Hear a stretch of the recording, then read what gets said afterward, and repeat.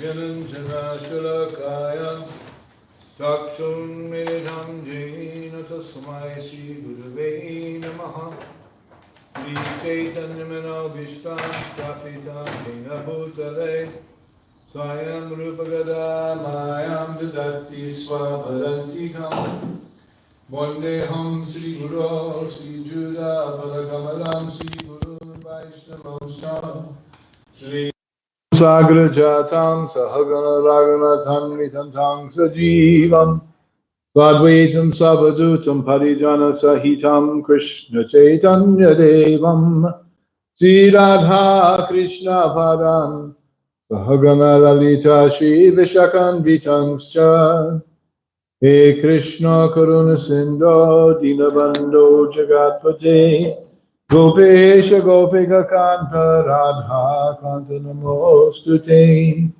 Tapta Kanchana Gaurangi Radhe Vrindavaneshwari Vrishabhanu Suje Devi Pranamami Hori Priye Manchakapachubhascha Kripa Sindhu Bevacha Patitanam Pavanebhyo Vaishnavebhyo Namo Namaha Jaya Sri Krishna Chaitanya Prabhu Nityananda Sri Advaita Gadadhara Srivasadi Gaura Bhakta Vrinda Hare Krishna, Krishna Krishna, Hare Hare, Hare Rama, Rama Rama, Hare Hare.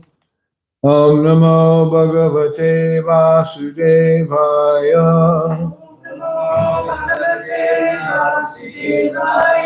Om Namo Bhagavate Vasudevaya. Om Namo Bhagavate Vasudevaya. Narayanam Namaskritya Naram Chaiva Narottamam Devim Saraswatim Vyasam Tato Jayamudiraye Nasta Preshu Avatreshu Nityam Bhagavat Shevaya Bhagavad Yuttama Shloke Bhakti Bhavati Naistaki. Today is Thursday, August 14th, 2025. And this is the last class we'll have before Janmastami, because tomorrow, during class time, set up. Saturday morning during class time, set up. Sunday morning during class time, breakdown. Our usual 3-day, 1 hour per day marathon, which is what it takes to get it done. Therefore, we do it. So today we're going to speak some Krishna Katha related to Sri Krishna Janmastami, which is on Saturday. And we'll be having our big festival Saturday night. Of course, tomorrow night is the Pran Pratishta installation of the new Sri Sri Radha Madhava deity. And that will be happening tomorrow night. And this morning after breakfast, we'll be reinstalling the Singhasana onto the altar. And their lordships will have a nice place. They're a little bit out in the cold there without the Singhasana. Yeah, it's not quite the same. The light's not quite the same, but we're going to fix all that. So, in the Bhagavad Gita,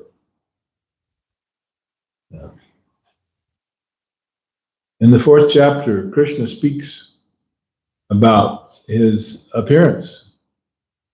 And he says in shloka number 7, Yada yada hi dharmasya Glanir bhavati bharata abhyutanam adharmasya tadatmanam srijam yaham. Whenever and wherever there is a decline in religious practice of descendant of Bharata and a predominant rise of irreligion, at that time I descend myself. So we could say, well, we're certainly living in such times. Where is Krishna?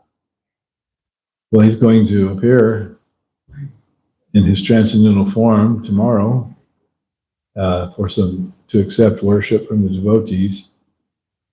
So Krishna's appearing in that form. And before Srila Prabhupada came to the West and subsequently spread Krishna consciousness all over the world,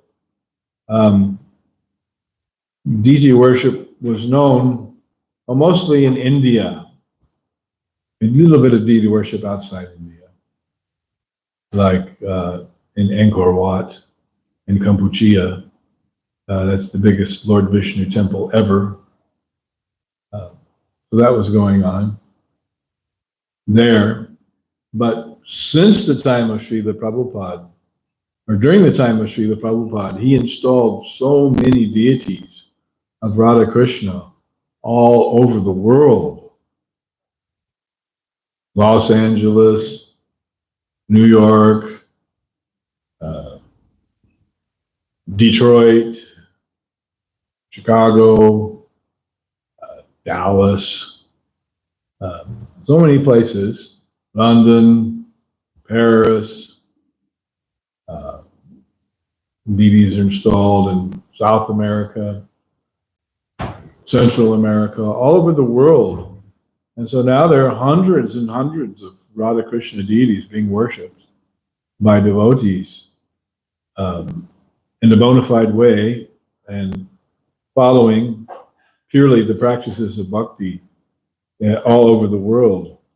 And it really hit home when I saw one year when Krishna Prema in his Krishna Vision show came to Potomac in the Washington, D.C. suburbs, and he did his presentation, and one of his songs and accompanying slide presentations was where he sang the names of various deities. Radha, Madan, Mohan, Radha, Govinda, Radha Kalachandji. And then accompanied by that was a slideshow of these deities all over the world. And it really hits home when you see them all together and one after another. What a fantastic manifestation of Srila Prabhupada's A, devotion to worshiping Krishna, and B, preaching and establishing Krishna consciousness. And seeing that, and then with each deity, there would be the name of the city where they resided.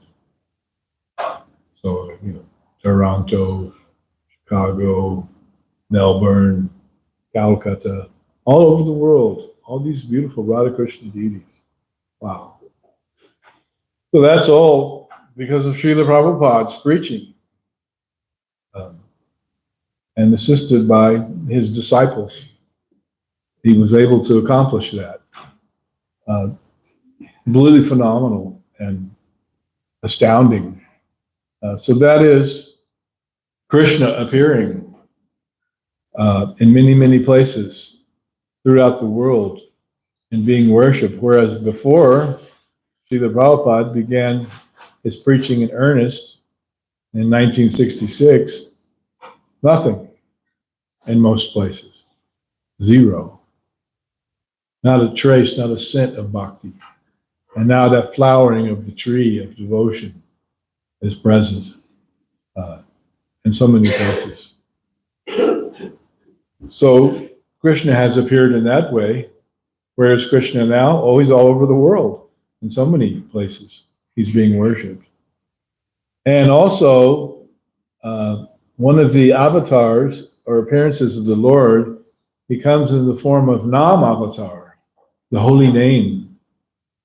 And Lord Chaitanya said that there will come a time when my holy names will be heard in every town and village of the world. Priti vichi yata nagaradi gram sarvata prachaya aive more nam.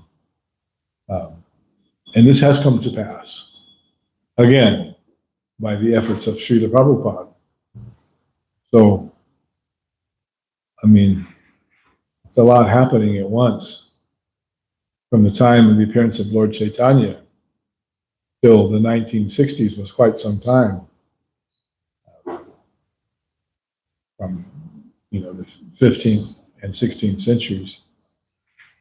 So just see how Krishna is appearing in different ways. And you can say, well, gee, we live in a time of irreligion. Where's Krishna now? Well, if you care to look, you will see Krishna's in a lot of places. He's everywhere. Like there was a cartoon when I was a little kid. It was part of the Rocky and Bullwinkle show. And it was Dudley Do-Right, the Canadian Mountie, and his arch rival was named Savoir-Faire, French Canadian. And he was always, Savoir-Faire was always doing nefarious activities, and Dudley Do-Right, who's the clean-cut white Canadian Mountie in his red coat, was always trying to do good in the world. He's the ultimate do-gooder. But Savoir-Faire was like the incarnation of evil, and his mantra was, Savoir-Faire is everywhere. So, savoir-faire is not everywhere, although evil resides throughout the material world due to the conditioned soul's desire to lord it over matter and perform sinful activities.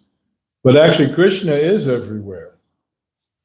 In the Brahma Samhita explains, Ekalpisada chayatam jagadanda kotim kotish vishesha vashudadi vibhuti vinam Brahmana, what is it? Tad Brahman Nishkalam Anantam Ashesha Bhutam Govindamadi Purusham Tamaham Jami. In another verse, Krishna says, Lord Brahma says, Andan Tarasta Paramanu Chayantarastam. That Krishna is existing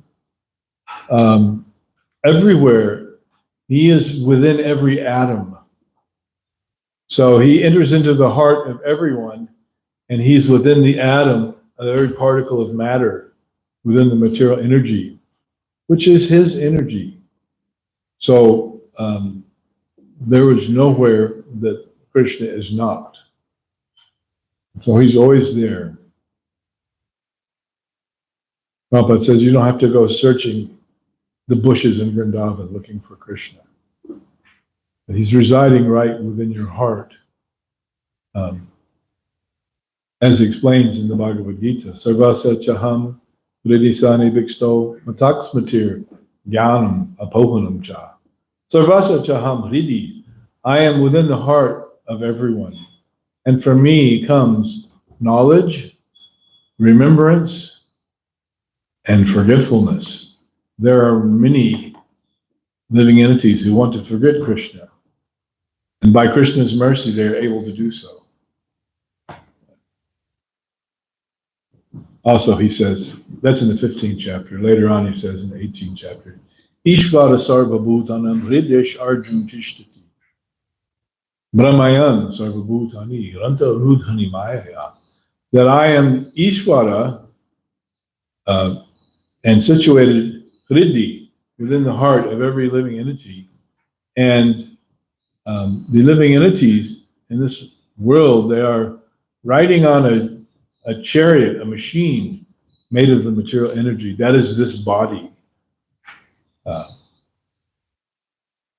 And also Krishna says earlier that the living entities in the material energy, they're struggling very hard with the six senses, which include the mind. Struggling. Why are they struggling? Why are we struggling? Because they is we. Those living entities, we are those living entities. Why are we struggling so hard?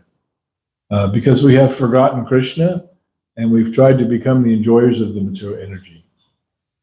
That is a basic tenet of Vaishnava theology and philosophy. And it is so true. It is so powerful an understanding if one can embrace this philosophical understanding and apply it to one's life. It is extremely powerful. And subsequently, one can give up this material body when the time of death comes and go back home, back to Godhead, which Krishna says 2 verses later in the 4th chapter. We just read text 7. Let's look at text 8. Where the Lord says, Paritranaya sadhunam manashaya chaduskritam dharma samstapanartaya sambhavami yuge yuge. To deliver the pious and to annihilate the miscreants, as well as to reestablish the principles of religion, I myself appear millennium after millennium. So that's Krishna describing 2 aspects of what he does, why he comes and what he does when he comes. To deliver the pious. Paritranaya sadhunam. That also means to protect sadhunam, the devotees. And Priyataraya Saranam Vinashaya, to vanquish the Duskritam, the bad actors of this world, of which there are many, as well as to reestablish the principles of religion, which, as we can see presently in human society, have been long forgotten, long abandoned by most. And that's just accepted as the way of life in the world. Eat, drink, be merry, and enjoy, for tomorrow we may die. Is that an intelligent, philosophical, conclusive, reasonable way to live? Any devotee would say, of course not. And any non-devotee would say, of course. So why do they think like that? Or why do we think like that? Why do we act like that? Because we have forgotten our position as eternal servants of Krishna. And when Prabhupada was visiting, I believe it was when he went to Australia. So he's famous guru, many devotees chanting, dancing in the streets. So when he comes to the airport, then the press comes to meet him. Swami, why have you come to Australia? And Prabhupada says, I have come to teach you what you have forgotten. Oh, what is that? What have we forgotten, Swami? You have forgotten God. So the whole world is going on in forgetfulness. Everyone is in forgetfulness of their relationship with the Supreme Lord. And even feeble attempts at so-called religion, what passes for religious principles in this age is upadharma or apadharma. It appears in the guise of dharma, of religion, but it falls terribly short of any real understanding of religion and attempts to smear a little veneer of piety or spirituality over one's material life, just like the ladies are smearing the lemon oil over the Singhasana. So it's a covering, makes it shiny, makes it better. But the real thing is to become enlightened and to place one's feet onto the path of bhakti by the mercy of Guru and Krishna. So the real Dharma, Krishna is teaching in Bhagavad Gita, which is Sanatana Dharma, not this ism or that anity or some temporary or sort of fake religion even. You know, it said, Lord Shiva says in the Puranas when he's talking about how he comes as Shankaracharya, asatscham, what is that verse? Mayavadam asatscham, prachtanam baudam uchate, kalo brahmana murtina. I come in the age of Kali in the form of a brahmana, but mayavadam achachastram. I create these asat shastra. Asat means temporary or fake. I create fake shastras, which is the Sharirika Bhashya, that is Shankaracharya's commentary on the Vedanta Sutra. Mayavadam asatchastram. I preach this Mayavadi philosophy based on these false understandings, false scripture. Prachchanam bahuramuchite. It's actually, this Mayavadi philosophy is a type of covered Buddhism. So Lord Buddha rejected the Vedas because people were using the Vedas as an excuse for animal sacrifice. And so he decried the authority of the Vedas and taught, just follow my way of self-realization, which they did, and the Vedic way was lost. although there are elements of the Vedas in the Buddhist tradition. And that was going on from 2500 BC, when he appeared, up until the appearance of Shankaracharya in around the 9th century AD. So Shankaracharya is Lord Shiva himself. But there are many wonderful things he did do and say.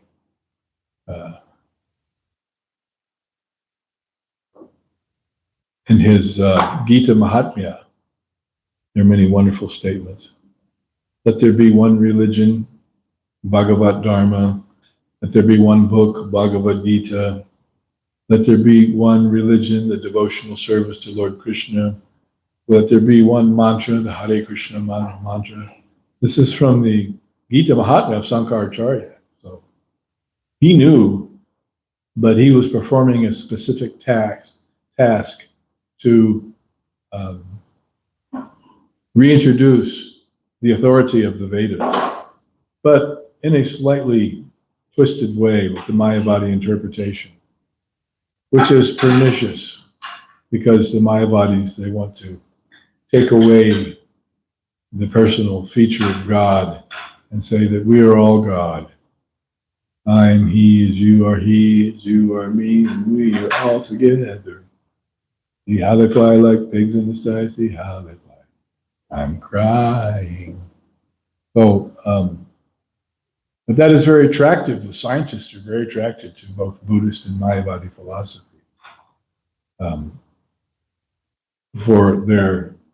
to get their dose of spirituality. They've rejected Western religion for the most part, but they like the mysticism that comes from India.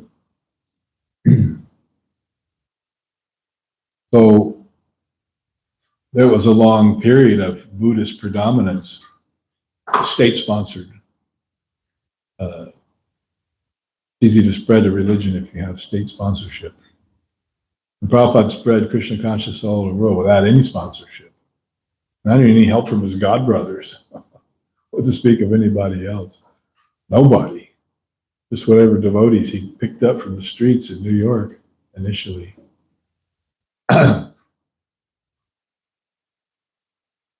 So then, sometime later, we had some great acharyas in India, specifically Jamunacharya and Madhvacharya, who were Vaishnavas and restored the Vaishnava understanding of the Shastra.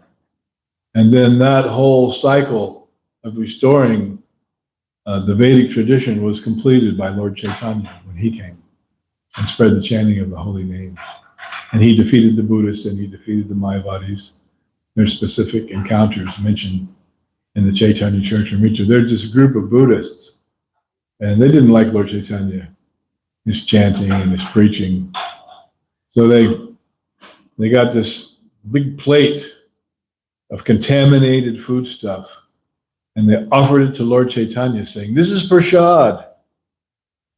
Like, they could fool Lord Chaitanya, right? He's Krishna, he knows everything. So just when the leader of the Buddhists was given this big, brass plate of contaminated food, trying to give it to Lord Chaitanya, this eagle appeared out of nowhere and grabbed the tray out of the Buddhist leader's hands and flew up in the air, and all the contaminated food stuff was scattered here. And then he dropped the tray and it hit the Buddhist leader right in the head and knocked him out, knocked him unconscious. And then his followers were like freaking out. "Oh no, what happened to our Guru Maharaj?" And then Lord Chaitanya told them, "You just chant Hare Krishna, Krishna Krishna, Hare Hare, Hare Rama, Rama Rama, Hare Hare," repeatedly into his ear, and it will revive him.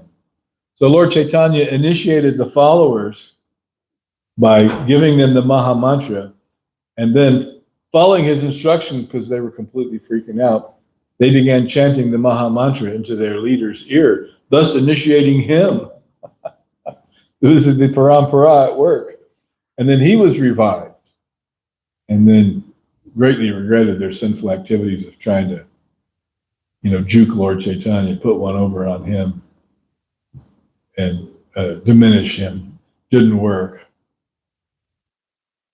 Similarly, there was when Lord Chaitanya's servant, Kala Krishnadas, was traveling with him, there was a group of these Bhattataris who were like a gang or a tribe of criminals. And what they do is they have these women, and they're kind of like the Roma.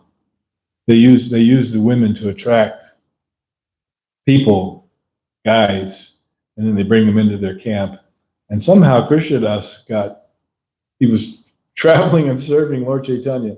Somehow he got deviated by these Bhattataris. And then Lord Chaitanya went there to retrieve him. And he told these, and they're like criminals and gangsters, armed with knives and clubs and things like that. He told them, "Why have you stolen my servant? Why are you giving pain to the Supreme Personality of Godhead? Return him to me immediately." And so they pulled out their knives and their weapons, and they were throwing them at Lord Chaitanya, and immediately the weapons, they all turned around. They went back and attacked them, the Bhattataris. Much to their chagrin and to their surprise. Not used to when you throw the knife and it comes right back and hits you right in the heart. So that was one of the Lord's pastimes, and he was able to, and he grabbed Krishnadas by the hair and dragged him back. It's a whole pastime. It's all there in Chaitanya Charitamrita. So the Vedic religion was finally restored in complete form by Chaitanya Mahaprabhu and his preaching of the Mahamantra all over India. And then Srila Prabhupada took it to the next level and fulfilled the prediction of Lord Chaitanya that his name would be spread all over the world. So,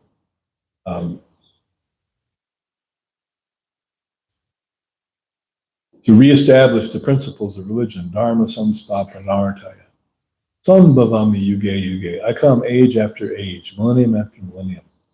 So that's text number 7. And now, or that's text number 8 of the 4th chapter.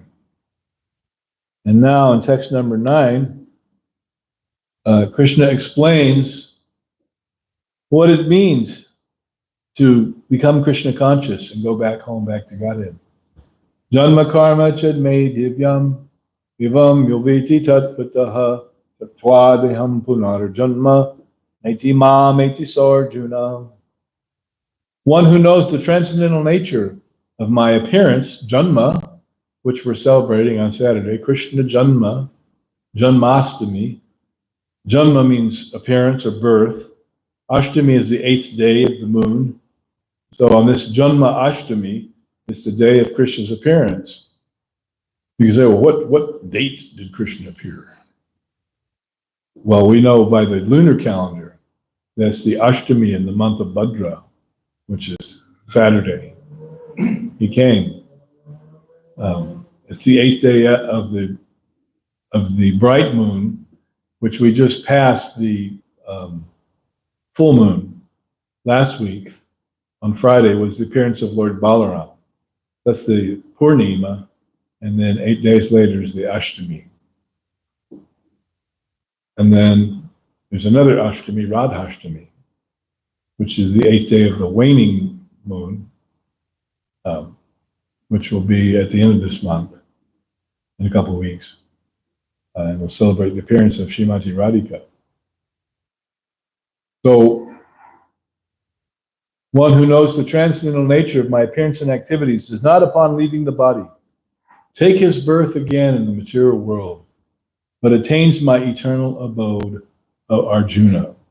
So understanding Krishna's appearance, it's just not an intellectual exercise, but it's a commitment to Krishna consciousness. And the concomitant result of that practice of Krishna consciousness, understanding about Krishna's activities and his pastimes and his appearance and his holy name, that propels one out of this material world and back home to the spiritual world. That's the statement of Bhagavad Gita. So we accept the authority of Bhagavad Gita, and we accept Krishna speaking Bhagavad Gita as the Supreme Personality of Godhead, not some villager from some obscure place, but the Supreme Lord himself, even though he does appear first in the prison of Kamsa, where Vasudeva and Devaki were shackled and behind bars. And then he spends his childhood in the village of Sri Vrindavan, which is a replica of the spiritual world. So it behooves every intelligent spirit soul to understand Krishna's Janma Karma, Chame Divyam, how everything about him, his appearance, his activities, his holy name, his form, his pastimes, his devotees, are all transcendental. And knowing this, tattvataha, factually, and realizing it through practice and purification, then one does not take birth again in this material world. Who wants to go back home, back to Godhead, and not take birth again? Yes.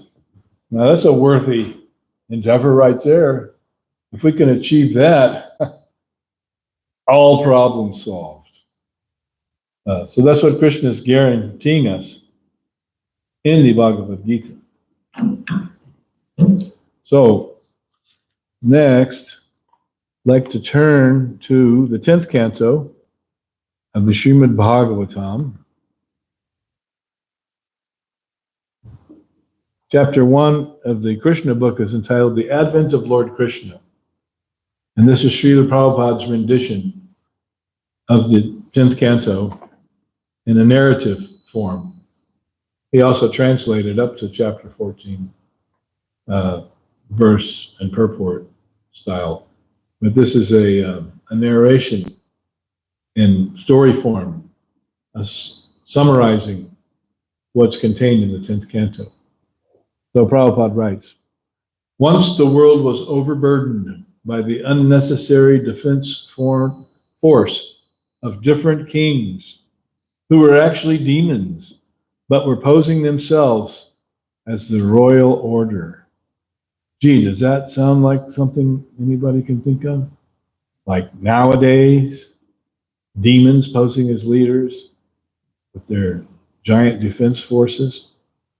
At that time, the whole world became perturbed, and the predominating deity of this earth, known as Bhumi, went to see Lord Brahma to tell of her calamities due to the demoniac kings. Bhumi assumed the shape of a cow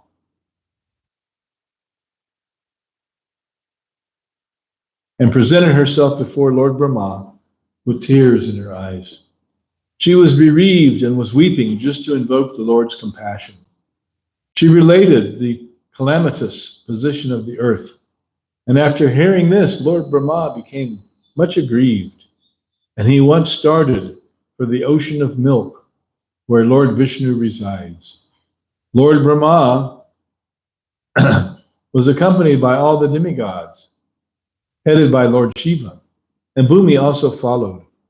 Arriving on the shore of the milk ocean, Lord Brahma began to pacify Lord Vishnu, who had formerly saved the earth planet by assuming the transcendental form of a boar who we saw in the Nisringa Avatar movie, Lord Varaha. In the Vedic mantras, there is a particular type of prayer called Purusha Sukta. Generally, the demigods offer their obeisances unto Vishnu, the Supreme Personality of Godhead, by chanting the Purusha Sukta. Sahasrasirsha Purusa Sahasraksa Sahasrapat Sahasrapatma Vishmatma It's also in the first part of the Brahma Samhita, some of these same lines from the Purusha Sukta. It is understood herein that the predominating deity of every planet can see the Supreme Lord of this universe, Brahma, whenever there is some disturbance on his planet. And Brahma can approach the Supreme Lord Vishnu, not by seeing him directly, but by standing on the shore of the ocean of milk. There is a planet within this universe called Shweta Dvipa, and on that planet there is an ocean of milk. It is understood from various Vedic literatures that just as there is an ocean of salt water on this planet, there are various kinds of oceans on other planets. Somewhere there is an ocean of milk. Somewhere there is an ocean of oil, like ghee. And somewhere there are oceans of liquor, and many other planets. And some rascal would say, I want to go to that liquor ocean planet. The Purusha Sukta is the standard prayer which the demigods recite to appease the Supreme Personality of Godhead, Dhirodatta Vishnu. Because he is lying on the ocean of milk, he is called Dhirodatta Vishnu.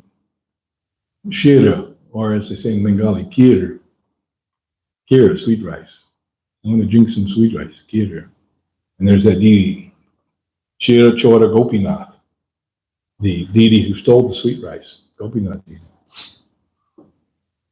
He is the form of the Supreme Personality of Godhead through whom all the incarnations within this universe appear. After all the demigods offered the Purusha Sukta prayer to the Supreme Personality of Godhead, they apparently heard no response. Then Lord Brahma personally sat in meditation, and there was a message transmission from Lord Vishnu to Brahma. Brahma then broadcasts the message to the demigods. That is the system of receiving Vedic knowledge. The Vedic knowledge is received first by Brahma from the Supreme Personality of Godhead through the medium of the heart, as stating in the beginning of Srimad Bhagavatam. Tene Brahma Hridaya Adikavaye. The transcendental knowledge of the Vedas was transmitted to Lord Brahma through the heart. So Tene Brahma Hrida, Brahma in this case, not Brahma, but Brahma, means spiritual knowledge, was given to Brahma, Hrida, within the heart, Ya Adi Kavaye. And that is Lord Brahma, Adi Kavi, the original learned person. Here also, in the same way, only Brahma could understand the message transmitted by Lord Vishnu. He's tuned into the right frequency due to his spiritual qualification. And he broadcast it to the demigods for their immediate action. The message was this: the Supreme Personality of Godhead would appear on the earth very soon, along with his supreme, powerful potencies. And as long as he remained on the earth planet to execute his mission of annihilating the demons and establishing the devotees, right? Paritranaya sadhanam, vinashchaya taduskritam. The demigods should also remain there to assist him, the Lord. They should all immediately take birth in the family of the Jadu dynasty, wherein the Lord would also appear in due course of time. The Supreme Personality of Godhead himself, Krishna, would personally appear as the son of Vasudeva. Before his appearance, all the demigods, along with their wives, would appear in different pious families in the world, just to assist the Lord in executing his mission. The exact word used here is tat priyartam, which means the demigods should appear on the earth in order to please the Lord. In other words, any living entity who lives only to satisfy the Lord is a demigod. The demigods were further informed that Ananta, the plenary portion of Lord Krishna, who is maintaining the universal planets by extending his millions of hoods, would also appear on the earth before Lord Krishna's appearance. They were also informed that the external potency of Vishnu, Maya, with whom all the conditioned souls are enamored, would also appear by the order of the Supreme Lord, just to execute his purpose. After instructing and pacifying all the demigods, as well as Bhumi, with sweet words, Lord Brahma, the father of all Prajapatis, or progenitors of the universal population, departed for his own abode, the highest material planet called Brahmaloka. Wonderful narration, a lot of enlightening instructions and astonishing facts, like the ocean of milk, and the ocean of oil, and the ocean of liquor. Prabhupada explains. So this is the prelude to the appearance of Lord Krishna. Then the chapter goes on to talk about the different leaders of the Yadu dynasty ruling over the country known as Mathura, wherein lies the city of Mathura. That city is still there. And there is one temple there, Krishna Janmastami, the appearance place of Lord Krishna in Mathura.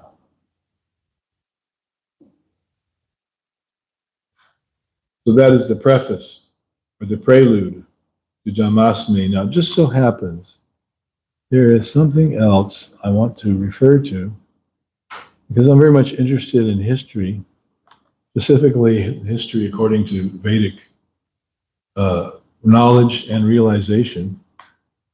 There was an article, an excerpt from a book by Sri Nandanandana, and it's entitled Timeline of Lord Krishna Supported by Science.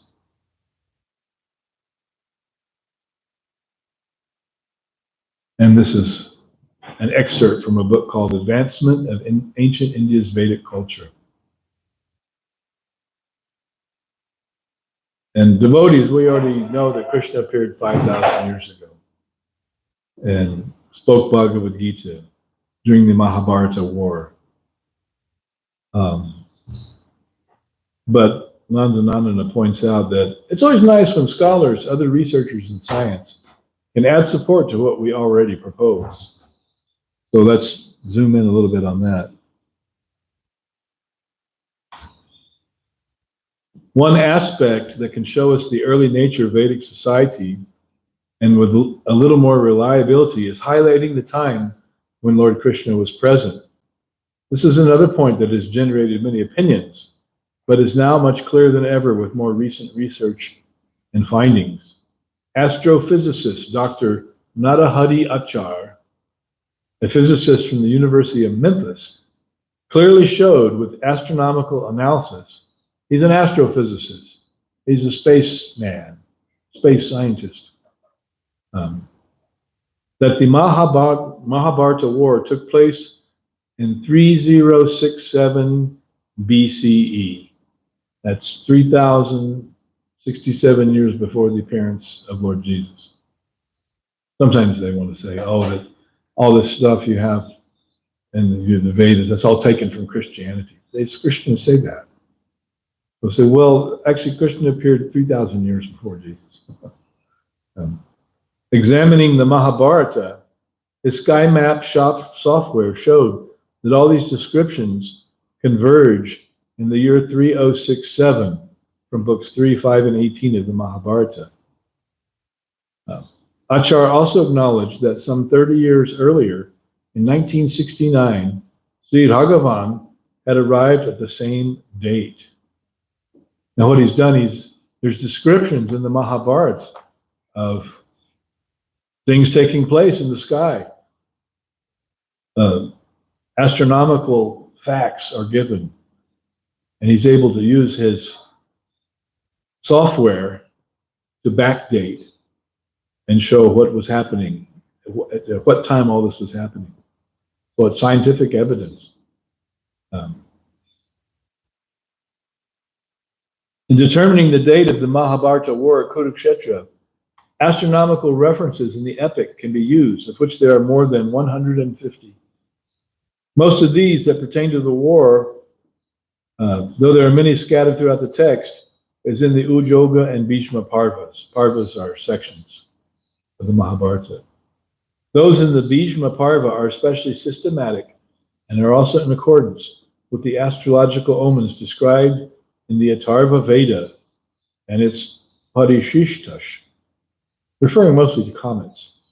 When these are put together with the retrograde motion of Mars before reaching Jyeshta, this leads to the unique date of 3067 BCE for the date of the war, which was previously proposed by Professor Raghavan back in 1969. This corroborates with the view that the age of Kali started in 3102 BCE, so about 40, little less than 40 years before the beginning of the Mahabharata War, according to Dr. Achar. As stated in the Puranas, Kali Yuga had already begun, but its full influence was held back because of the presence of Lord Krishna. Then when Lord Krishna departed from this world, which is said to have occurred 35 years after the Kurukshetra war in 3067, making it the year of 3032, then Kali Yuga began to show more of its effects. In the timeline for the passing away of grandfather Bhishma, for example, it is said that Bhishma passed away on the Magha, January, February, Shukla Ashtami. Ashtami again, that's the Shukla Ashtami, the bright 8th day, after the winter solstice, which leads to the date of January 13th, 3066 BCE, for the winter solstice. So remember, the war began in November of 3067, and Bhishma was lying for this 35 years. No, that's when Krishna disappeared. Bhishma was lying in the bed of arrows for like some 40-something days.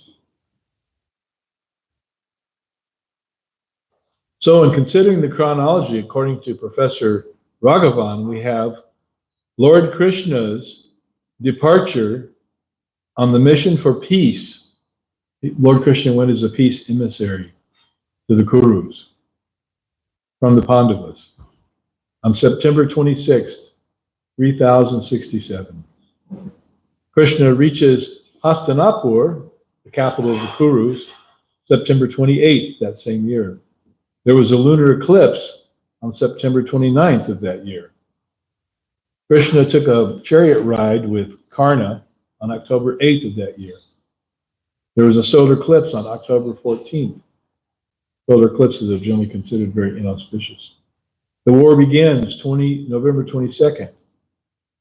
14th day of the war continued into the wee hours of the morning, December 8th. 3067. So the war lasted for 14 days, the Mahabharata war. And then Balaram returns from his pilgrimage, December 12th, 3067. Then the winter solstice occurred on January 13th, 3066. And Bhishma passed away on January 17th, 3066. And Lord Krishna departed from this world on 3031 BCE. An approximate time of when Vyasadeva composed the main Vedic text, 3000 BCE, or 31 years after Krishna departed. The above accounts for the 48 days from the time of Bhishma's fall to the time of his passing. However, it is generally accepted from Mahabharata that grandfather Bhishma had 58 sleepless nights between the time of his fall and the time of his passing. Yet, if you count the 10 days that led the armies into war, he may not also have been able to sleep. That would give the full 58 sleepless nights that are described. From the internal evidence in the Mahabharata text, the coronation of Maharaj Yudhishthira can be determined to be 36 years before the beginning of Kali Yuga, 3138 BCE. One scholar, Dr. Paitnik, had calculated the date of starting of the Mahabharata war to be October 16th, 3138. Of course, different scholars may arrive at variations in their calculations, And there have been a few different versions of the Mahabharata. And over the many centuries since it was written, additions and accretions are found. For example, in second Parva, it mentions Roma and Antaki, which some scholars interpret to mean Rome and Antioch. These places are not there before 300 BC, because Antioch was founded in 301. But it does not limit the age of the earlier form of the Mahabharata, which is known to be written shortly after the War of Kurukshetra.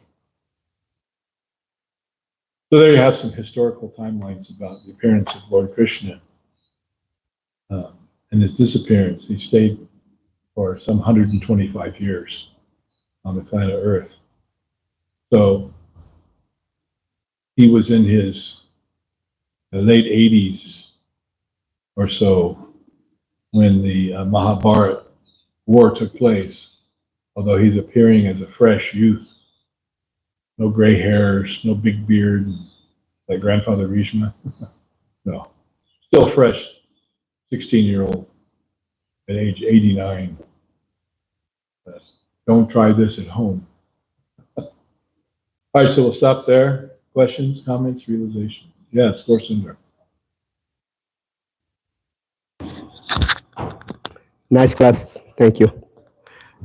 Can you clear up what is the differences with Krishna appearance day and his disappearance? How can I explain? But his avatar, his Krishna avatar and Krishna appearance day, what is the differences? I don't understand the question. The difference is when Krishna appear, yeah, and his avatars. You know, Krishna has so many avatars because some people think Krishna is an avatar. Krishna is not avatar. He's avatari. According to Bhagavatam, he's the source of all avatars. But he comes himself, personally. Krishnastu Bhagavan Swayam. There are many incarnations and avatars of the Lord, but he comes as he is himself. Once in a day of Brahma. And that happened just 5,000 years ago. It's like, oh, you just missed it. In cosmic time, it was yesterday. You just missed. So there are many avatars, but Krishna is avatari. He's the source of all the avatars. Ete chamsa kala pumsa Krishnastu Bhagavan Swayam. Injari vakalam lokam vridayanti yuge yuge. And he appears millennium after millennium, as he says in Bhagavad Gita, same thing. Sambhavami yuge yuge, I come myself. Okay. So there are many avatars, but Krishna is the source of all the avatars. And he is the Supreme Personality of Godhead, original, himself. So that's a special appearance of the Lord. And he brings his abode, the spiritual world, the Gokul Vrindavan, which is not different than Goloka Vrindavan. Okay, Lita, you had a question.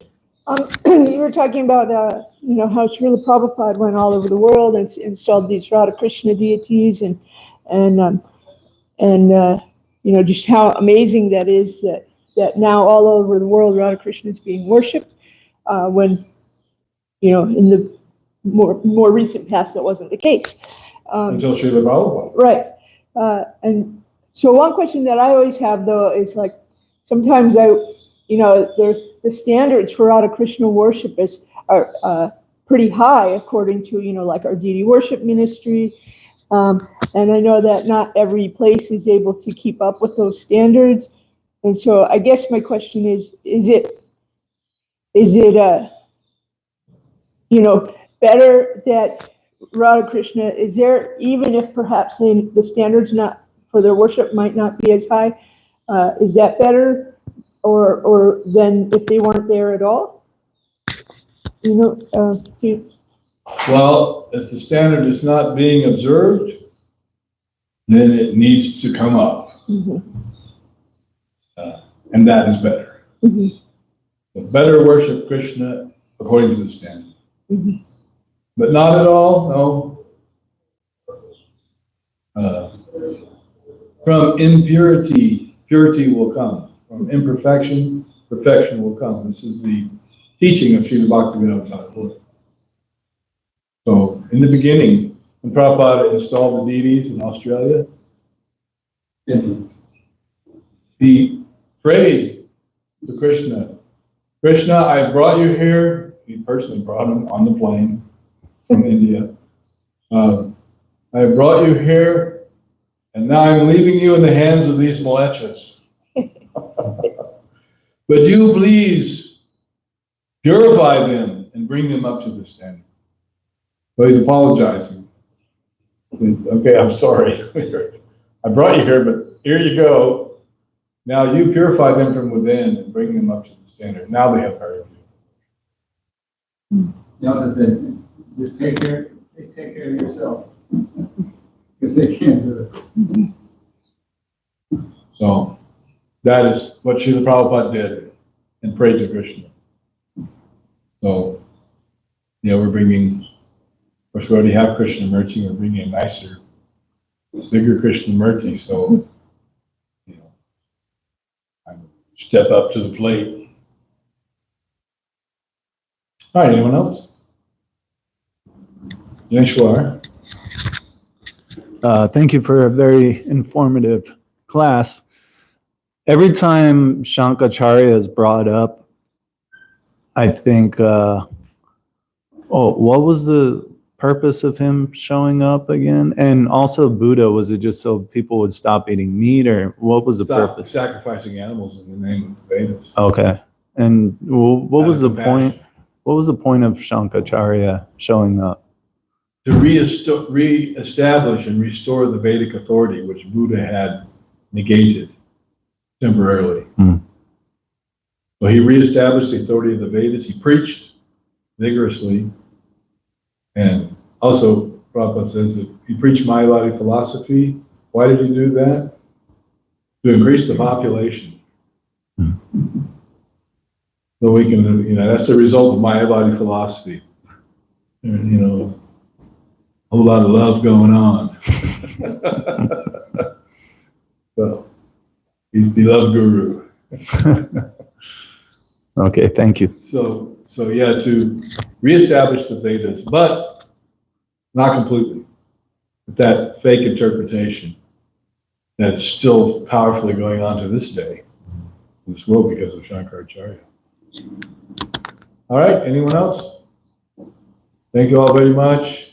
Shri Krishna Janmastami ki jai. Shri Prabhupada ki jai.